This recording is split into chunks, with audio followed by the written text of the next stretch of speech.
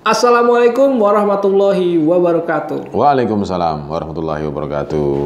Sahabat-sahabat Dialektik TV dimanapun Anda berada, jumpa lagi dengan Forum Satu Bangsa kerjasama dengan Dialektik TV di acara Ceruk Berpikir. Kita podcast sebagai podcast pemersatu bangsa. Iya, semangatnya tidak pernah pudar. Tidak pernah pudar.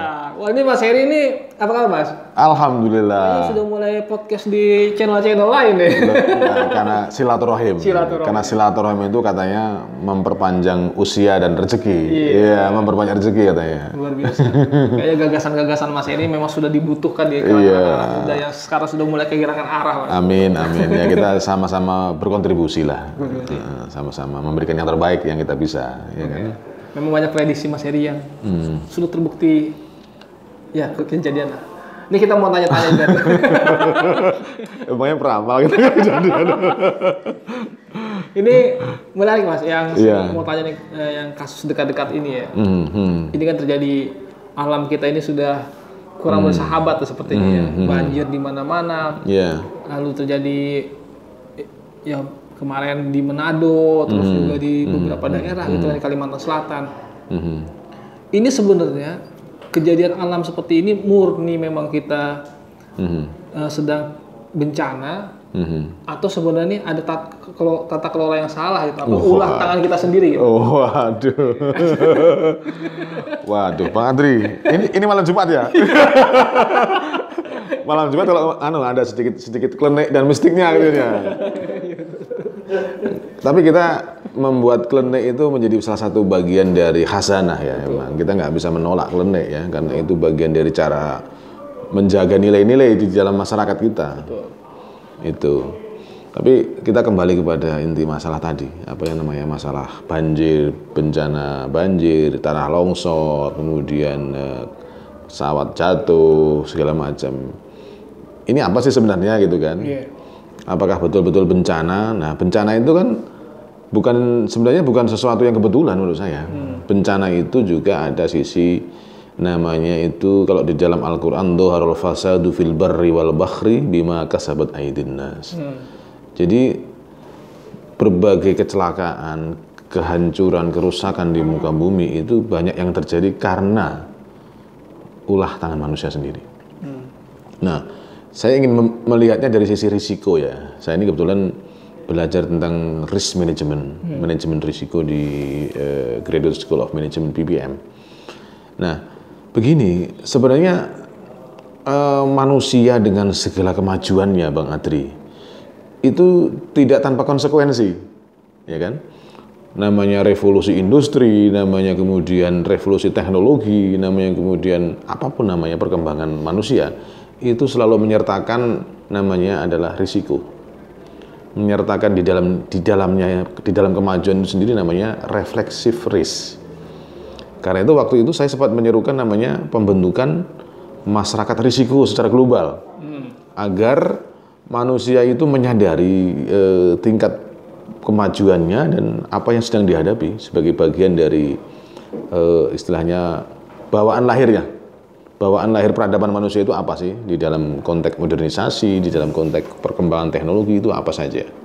Kita tahu bahwa banjir, namanya tanah longsor, itu adalah sesuatu yang terkait dengan namanya degradasi lingkungan, degradasi kualitas lingkungan kita yang semakin buruk.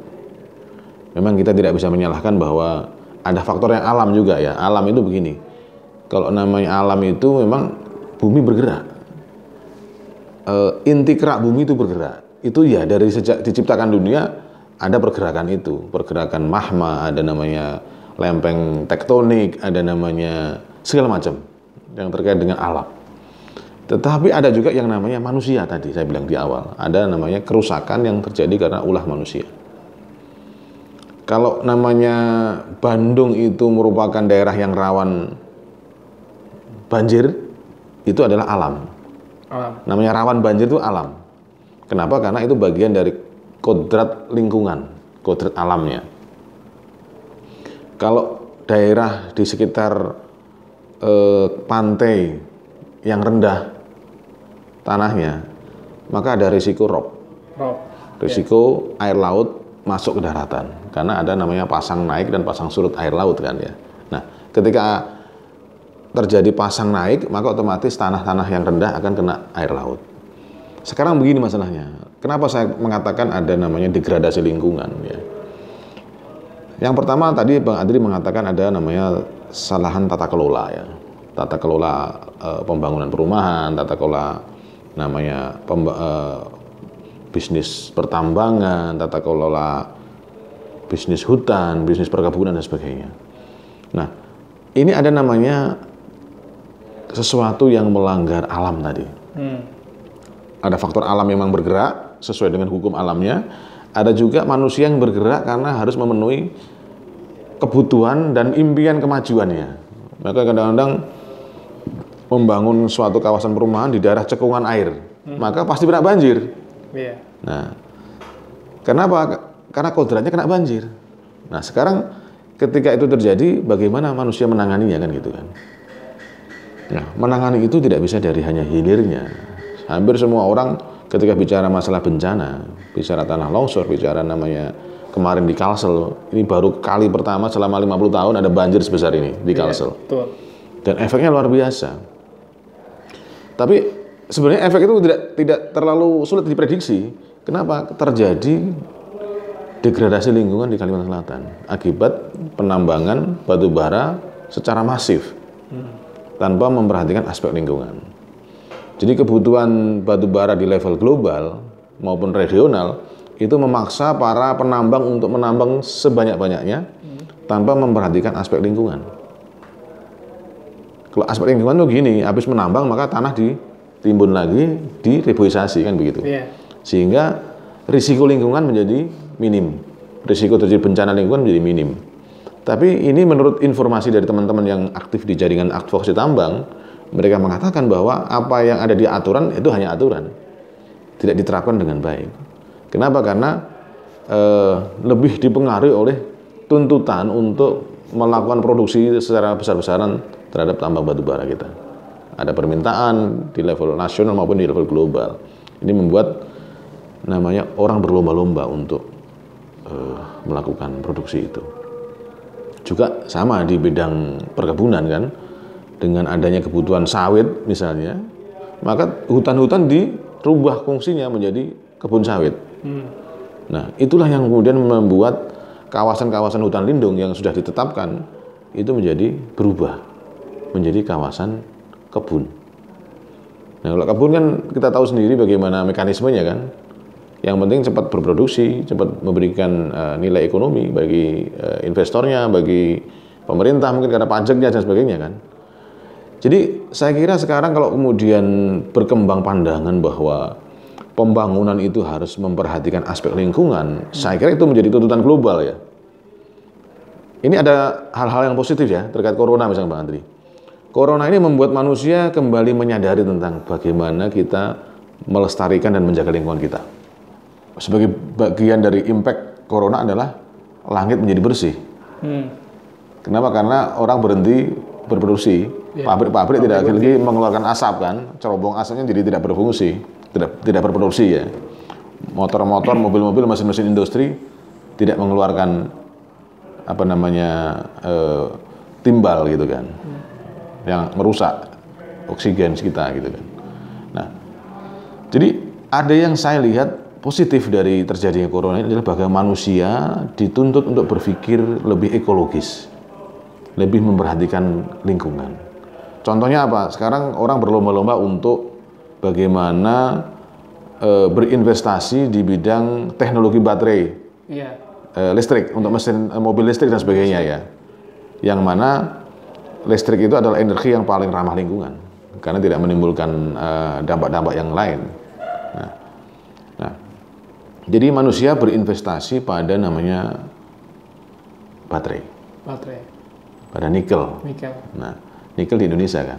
Makanya semua orang berlomba mencari energi alternatif yang bisa menghimpun atau menyimpan itu dalam bentuk listrik tadi. Pak Jokowi menolak impor saya. Iya, itu. Nah, jadi ada aspek yang bagus adalah aspek lingkungan menjadi semakin bagus, walaupun juga ada risiko lain ya. Ini tidak ada dunia yang hari ini selesai dengan satu hal, Karena ada satu hal selesai, ada muncul hal yang lain. Jadi corona menghentakkan dan menghancurkan industri model lama, yaitu industri yang berbasis pada sumber atau bahan bakar fossil fuel namanya, yaitu solar, kemudian batu bara dan sebagainya, kan fossil fuel. Nah, orang dituntut untuk berubah ke renewable energy yang baru dan terbarukan. Yang tidak berdampak pada lingkungan. Dan sisi lain, kemudian ada namanya dunia baru yang namanya digital economy. Ada green economy, ada digital economy. Satu sisi manusia dituntut untuk membangun ekonomi yang ramah lingkungan, tapi juga satu sisi lain adalah membangun suatu efektivitas baru dalam bentuk ekonomi digital. Ini saya kira dua hal yang bisa kita saksikan dalam waktu dekat ya. Kalau kertas itu kan berapa pohon yang ditebang kan? Iya, betul. Jadi digital money and digital economy itu adalah satu paket sebenarnya, dengan apa namanya yang tadi saya sebut sebagai ekonomi yang lebih ramah lingkungan tadi. Itu. Nah, jadi memang kalau kita lihat tadi Mas Heri kesimpulannya adalah ini semua karena ulah tangan manusia sendiri gitu. Yeah. Tapi kalau kita lihat dari COVID-19, bencana segala macam itu kan kalau di fa inna ma'al usri yusra gitu. Di balik kesulitan itu ada kemudahan itu. Yeah. Ada suatu solusi. Jadi ketika kita melihat bencana segala macam itu, berarti kita bisa menangkap peluang-peluang baru gitu. Yeah. Kalau menurut Mas Heri ini peluangnya bagaimana? Sebelumnya begini, bahwa apa yang ditempuh manusia dari sejak revolusi industri sampai sekarang ini orientasinya adalah orientasi ekstraksi sebenarnya, yaitu mengambil sumber daya alam secara langsung. Makanya kemudian terjadi banyak. Tadi kita bilang bencana itu adalah model lama. Jadi cara pandang ekstraksi tadi kita harus rubah. Nah, itulah yang kemudian menuntut inovasi baru di dalam ekonomi dunia ini. Sekarang semua lembaga dunia mengatakan kita harus berperang bersama untuk melawan climate change, ya kan? Jadi dari corona ini adalah sebuah titik kesadaran baru bahwa kita harus melindungi lingkungan kita, melindungi planet kita, bumi kita. Jadi ada semacam kesadaran, entah itu terencana maupun tidak, bahwa manusia diajak berpikir sekali lagi adalah bagaimana menghargai bumi, menghargai planet ini. Ya, makanya kemudian tidak terlalu berlebihan kalau kemudian sampai Pangeran Charles dari Inggris itu salah seorang campaigner ya, salah seorang yang melakukan kampanye untuk mengajak warga dunia melakukan atau menggerakkan ekonomi climate economy namanya. Jadi green economy istilahnya.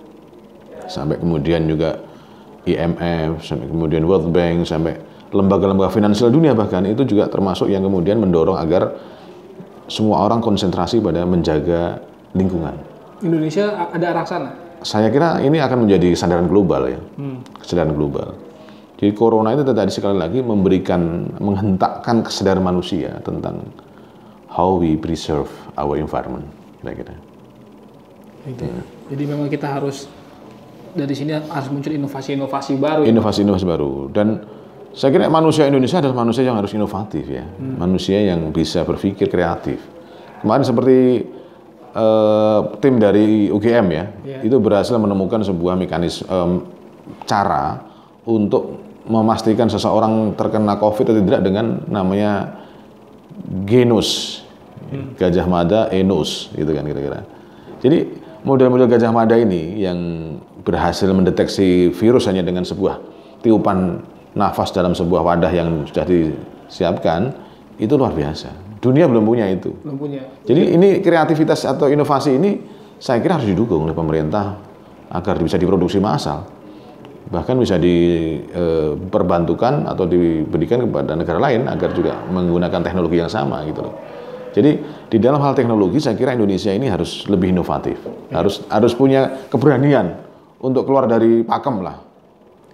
Apa yang menghambat kira-kira Mas dari inovasi-inovasi kita ini? Ya karena selama ini seolah-olah dianggap bahwa kemajuan itu milik Barat, seolah kemajuan itu milik orang lain. Bahkan kemajuan itu juga menjadi hak kita sebagai manusia yang merdeka di Indonesia ini untuk melakukan research, melakukan inovasi-inovasi yang Mungkin awalnya khas Indonesia, tapi kemudian bisa dipakai oleh negara lain, gitu loh. Karena banyak kita sebenarnya pakar-pakar, misalnya kayak pesawat itu kita tidak dulu pernah terbang, lalu tidak terbang lagi kan? Iya, betul. Karena intervensi luar juga. Betul. Jadi teknologi juga ada rezimnya gitu, ada rezim teknologi tertentu. Ada rezim teknologi. Nah, Indonesia saya kira kita ini harus memanfaatkan energi baik ya, yang ada di pemerintah. Pemerintah juga memiliki satu kesadaran dan kemudian juga kehendak political will yang kuat untuk melakukan inovasi-inovasi. Kemarin Pak Jokowi mengatakan ya, kalau satu cara gagal, dua cara gagal, ya harus cari cara baru agar berhasil. Itu artinya adalah berani keluar dari pakem gitu loh. Ini visi pemimpin seperti Pak Jokowi ini harus disebar, harus diterapkan dengan cara yang benar oleh seluruh tim nasional beliau, dari menteri-menteri sampai operator-operator di pemerintah provinsi dan seterusnya. Terutama di kalangan akademik ya, karena basis dari riset kan kampus ya. Kampus memiliki satu kebebasan untuk melakukan riset dibandingkan dengan korporasi, karena korporasi sudah punya tujuan tertentu. Tapi sebaiknya riset itu riset yang independen, supaya tidak tergantung pada satu kepentingan tertentu. Ya. Gitu. Oh ini Mas Heri, ini kan Joe Biden kan sudah dinyatakan menang ya, sebagai Presiden Amerika Serikat. Ya. Ini bagaimana Mas kedepannya kita dengan kepemimpinan beliau ini, dunia ini ya? Iya, gini ya, Joe Biden ini kan muncul dari situasi yang juga tidak mudah di Amerika. Kemarin kita tahu sampai seorang Donald Trump sampai detik terakhir tidak mau mengakui. Bahkan dia tulis surat kalau salah kemarin ya. Hai Joe Biden, kamu tahu bahwa sebenarnya saya menang dalam pemilu, kan sampai segitunya gitu loh. Artinya masih bapernya belum selesai. Artinya sebagai sebuah tradisi politik yang selama ini dianggap paling demokratis, menjadi contoh bagi negara-negara lain, ternyata kemudian juga gagal di dalam melakukan resolusi-resolusi terakhir di dalam politiknya. Gitu. Satu-satunya tidak mau datang ke pelantikan ya? Ya itulah namanya dunia baru kan gitu kan. Kira-kira agenda yang tadi Mas Heri bilang itu, Joe Biden ini bisa bantu nggak? Joe Biden, saya lihat dari tim yang dibentuk ya. Tim yang dibentuk oleh Joe Biden ini dari awal bulan lalu saya lihat mengarah pada apa yang disebut sebagai memulihkan kembali kebijakan politik pada era Obama sebenarnya. Jadi saya lihat tim-tim yang dipilih oleh Joe Biden ini banyak kan tim-tim yang ada pada zaman Obama. Dari Menteri Luar Negerinya misalnya, yang sudah dinominasikan kan Antony Blinken ya kan, seorang yang juga diandalkan pada masa Obama. Kemudian menjadi direktur CIA misalnya Michael J. Burr misalnya, itu juga bukan orang baru di dalam pergolakan politik Amerika selama ini. Terus kemudian yang tidak kalah penting adalah masalah memulihkan kembali wibawa Amerika di Asia Pasifik melalui seorang koordinator yang namanya Kurt Campbell. Ini juga bukan orang baru, ini seorang penggerak di The Asia Group. Berarti akan mencekam lagi dong kita? Ya, itu tadi ada pilihan-pilihan baru sebenarnya. Ada pilihan-pilihan untuk menjadi lebih akomodatif, menjadi lebih partisipatif atau seperti apa. Atau kembali pada cara yang keras. Nah, tapi kan hari ini di dunia dipaksa untuk ada kolaborasi, Pak Tri. Dipaksa ada namanya sebuah kerjasama. Kenapa? Tadi kita sebut masalah lingkungan misalnya. Problem lingkungan itu bukan hanya masalah satu negara. Misalnya Indonesia ini negara tropis. Negara tropis bersama negara-negara tropis lain seperti Brazil itu dianggap sebagai namanya paru-parunya dunia misalnya. Nah, tidak mungkin hanya Indonesia yang mampu memulihkan kembali degradasi lingkungan yang sudah terjadi sekian puluh tahun. Tadi saya katakan ya, degradasi lingkungan itu sudah terjadi lama di Indonesia. Karena ada konversi hutan menjadi tambang, menjadi perkebunan dan sebagainya. Maka untuk memulihkan kembali fungsi Indonesia sebagai paru-paru dunia itu juga tidak bisa sendiri, harus melibatkan negara-negara lain. Karena itu inilah nilai penting Indonesia sebagai semacam tempat terjadinya biodiversity di masalah biologis, kemudian segala macam hasanah tentang pelaksanaan nutfah misalnya dan sebagainya, itu harus menjadi salah satu yang menjadi bahan pertimbangan kita untuk bernegosiasi dengan dunia.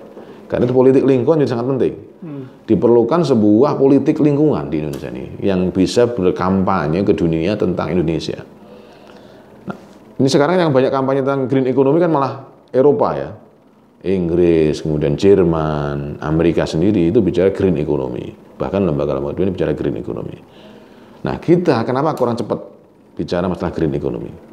Ya, karena kita mungkin belum menyadari bagaimana peran kita, fungsi kita di dalam percaturan dunia tentang lingkungan tadi.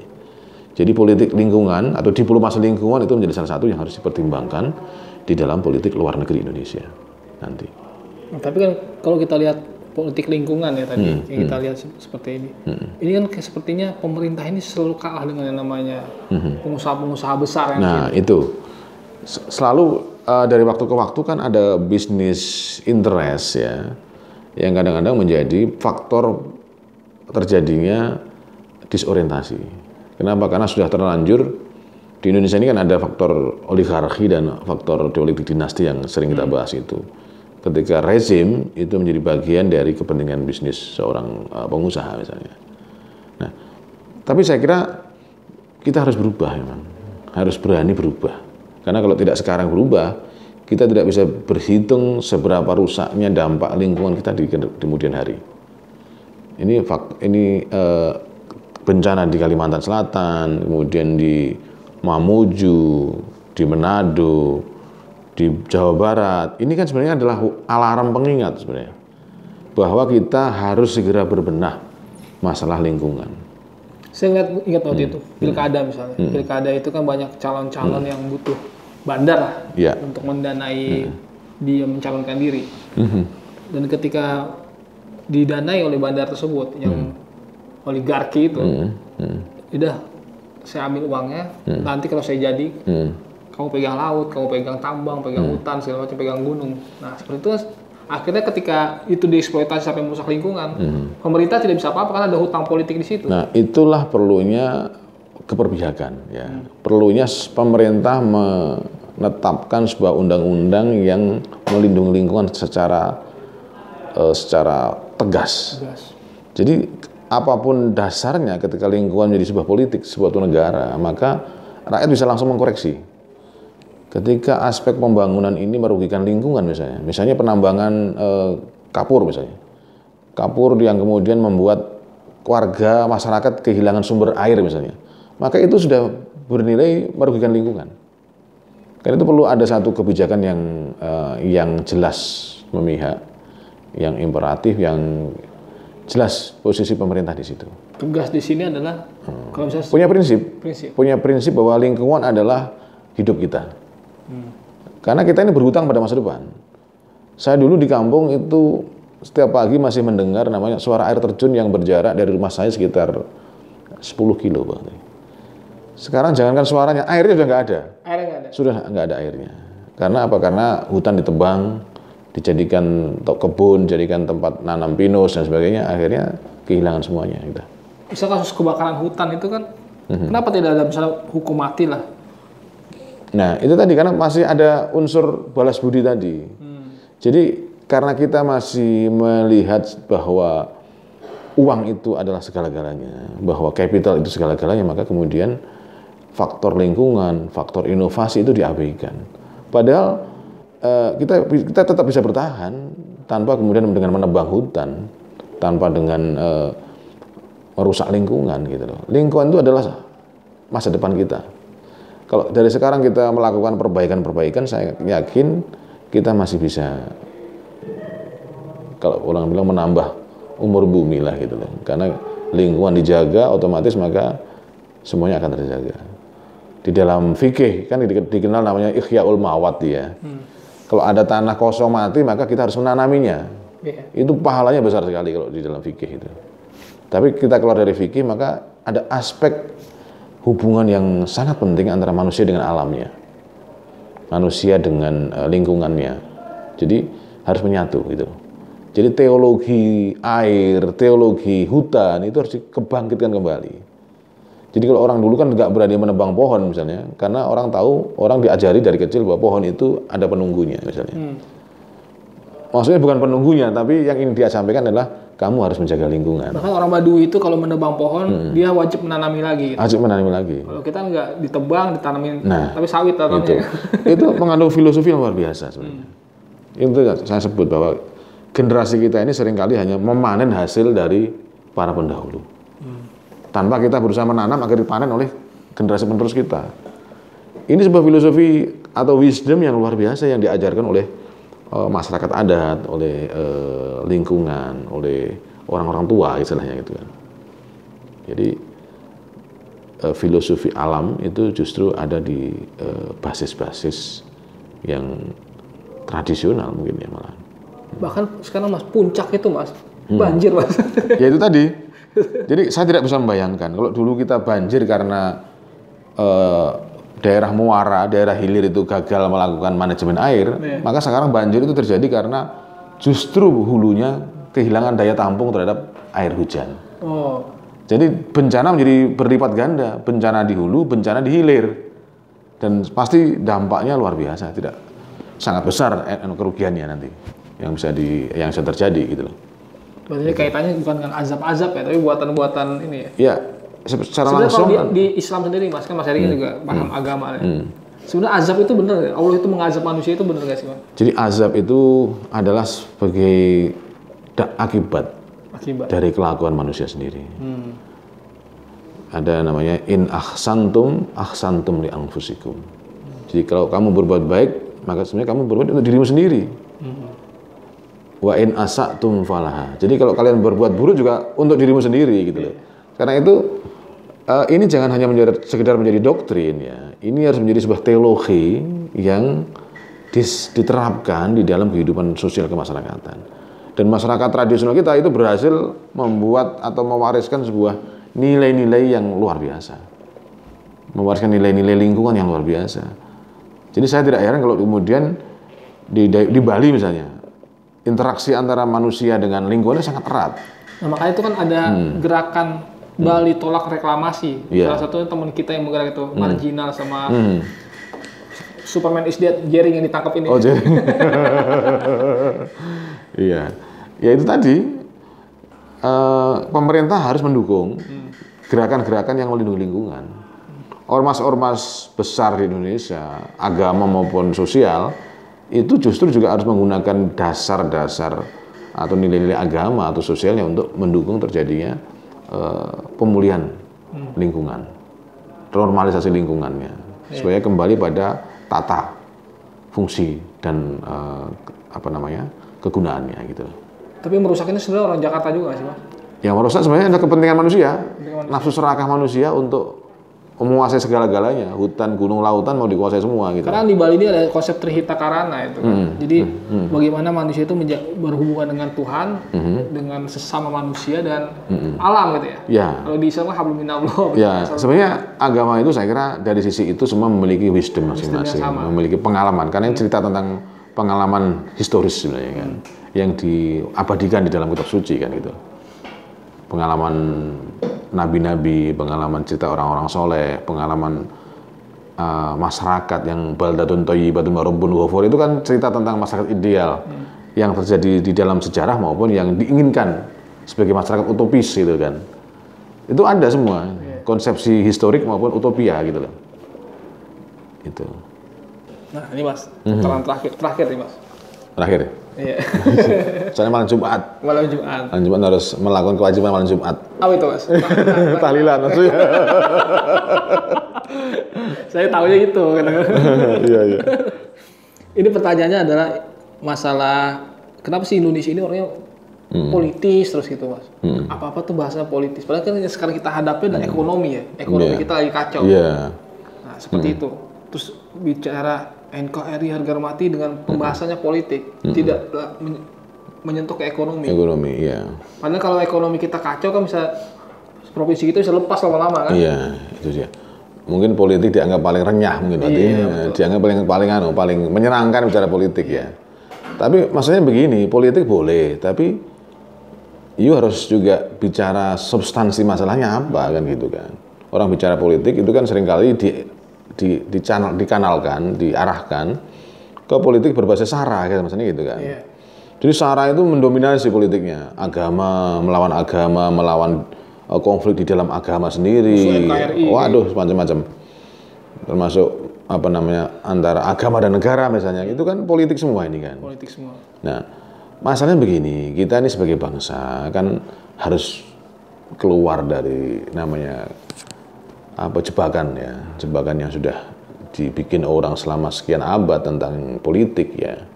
Politik di negeri ini kan dianggap selalu pertarungan antara kelompok A dengan kelompok B, terah A dengan terah B, dinasti A dengan dinasti B, gitu ya? Hanya berubah pola saja, tapi ya itu aja substansinya. Sekarang berani nggak sih kalau kita memang hanya berani politik ya, ngomong politik ya, berani nggak sih kita bergeser dari politik dinasti menjadi politik meritokrasi? Ya nggak berani. Berani nggak? Pilkada Tangsel aja dinasti juga. Loh, enggak. Ini kan kita artinya harus maju. Iya. Harus keluar dari jebakan politik dinasti. Kenapa politik dinasti itu sulit merubah suatu negara? Ini anaknya nuntut pengen jadi tokoh apa bapaknya yang mau sih, Mas? Bentar dulu, jangan situ dulu. Politik dinasti itu kalau di negara seperti kita itu bisa merusak. Merusak. Kalau di negara-negara maju mungkin tidak terlalu kelihatan kerusakannya. Kenapa? Karena sudah maju. Sudah maju. Jadi energinya atau perhatiannya bisa tertutupi dengan kemajuan yang sudah dicapai suatu negara.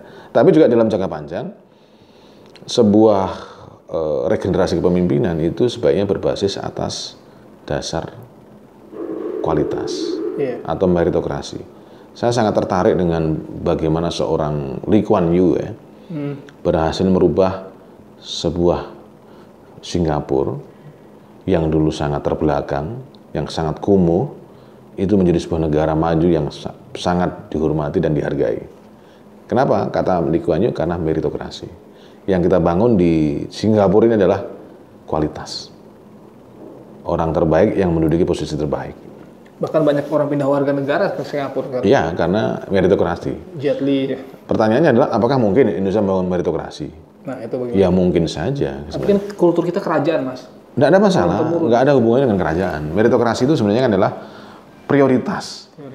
Kita mau memprioritaskan itu orang seperti apa yang berhak memimpin kita. Apa orang yang terkenal, populer, seperti artis-artis, atau orang yang punya terah, yang dianggap punya keturunan terah tertentu misalnya, atau seseorang yang siapapun atau apapun backgroundnya itu memiliki kualitas. Kualitas tentunya bisa dimiliki siapapun ya, bisa dari kelompok dinasti itu sendiri, bisa dari kelompok masyarakat umum, tapi setidaknya adalah bahwa semua manusia, semua warga negara berhak atau bisa menduduki atau menaiki sebuah tangga sosial istilahnya. Tangga sosial karena kualitasnya. Artinya misalnya walaupun dia dinasti, misalnya dia masih terah gitu, tapi kalau dia punya kualitas dan boleh, proses dari bawah gitu. Boleh. Justru kalau teman-teman di era pergerakan dulu mengatakan bahwa namanya bangsawan itu bangsawan pikir itu kira-kira. Bangsawan yang memiliki satu kualitas berpikir. Untuk bangsanya, untuk negaranya, untuk masa depannya gitu loh. Nah ini yang sekarang ini tertutup. Kita tidak anti politik dinasti dalam pengertian seorang anak itu mau jadi politisi seperti bapak ya nggak masalah. Tapi harus kelihatan prosesnya gitu kan. Supaya memberikan satu contoh kepada masyarakat biasa bahwa kita ini juga bisa naik kelas. Karena apa? Karena kualitas gitu loh. Nah, risiko bagi suatu negara ketika kualitas tidak memimpin, maka yang akan memimpin adalah uang. Yang memimpin adalah transaksi tadi. Apa mau negara kita diatur oleh uang saja? Saya kira kebanyakan orang tidak mau. Ya hasilnya mungkin seperti ini. Hasilnya seperti ini. Alam kita dieksploitasi kan? Ya, leadership of the mediocres istilahnya.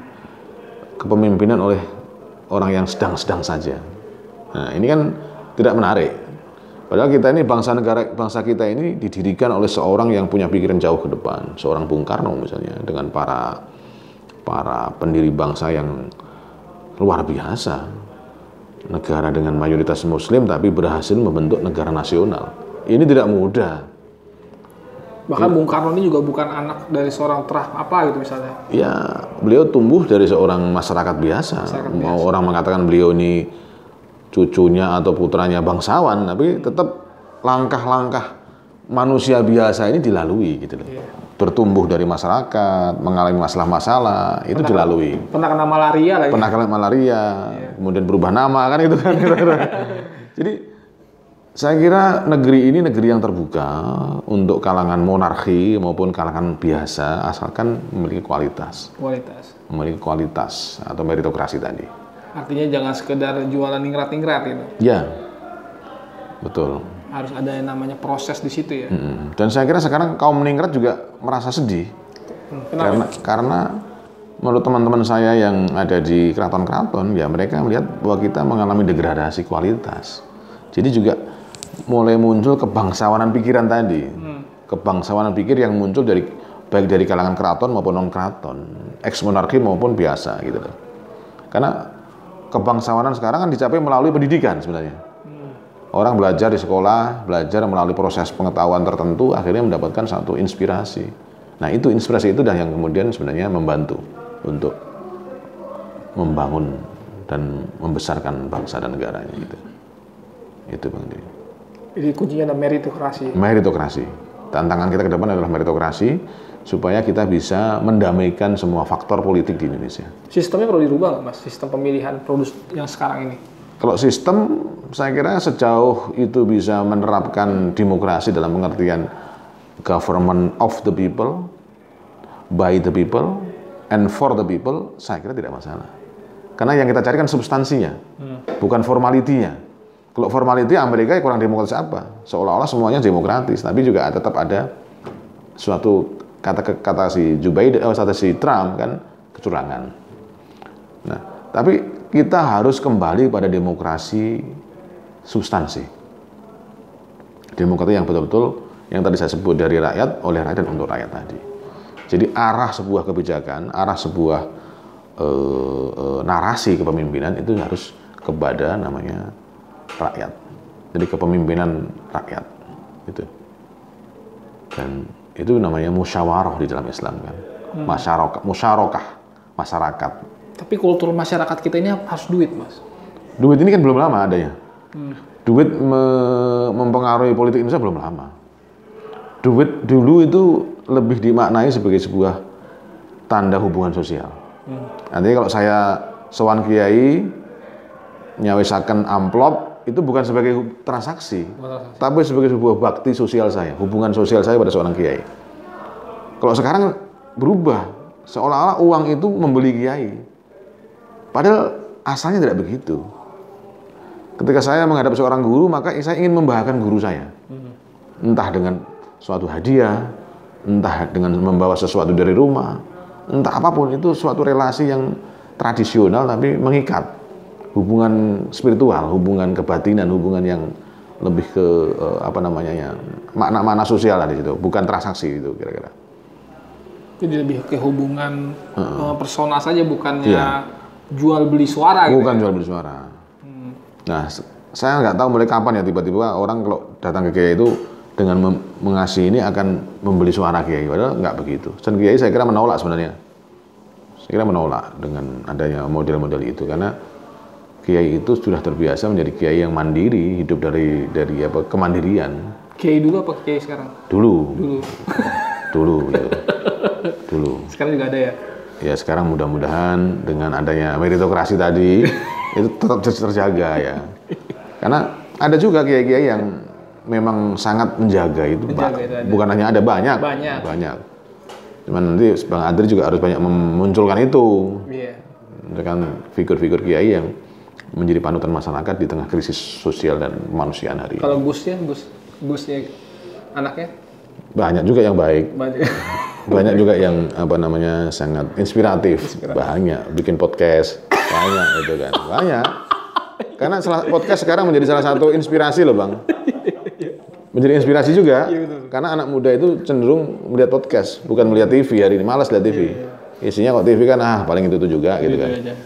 Kalau podcast bisa macam-macam gitu. Bisa macam-macam. Mungkin Gus ini bisa lebih menunjukkan pikiran-pikiran yang jernih itu. Nah, itulah fungsi transformasi seorang Gus. Gus harus membawa transformasi sosial masyarakat yang lebih baik gitu. Luar biasa. Itu. Berarti ada harapan ya di Kiai dan Gus ini. Insya Allah ada harapan. Insya Allah ada harapan. Saya optimis. Optimis. Karena lihat gejalanya bagus.